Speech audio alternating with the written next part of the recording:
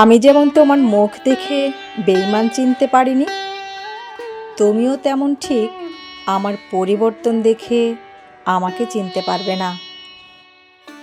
আজ তুমি আমাকে যে সময় উপহার দিয়ে বুঝিয়ে দিয়েছ যে এটাই জীবন, আমিও তোমাকে জীবনে বেঁচে থাকার মানে বোঝাবো। তুমি গোপনে আমাকে অস্বীকার করেছ, আমি প্রকাশ্যে তোমাকে ইগনোর করব।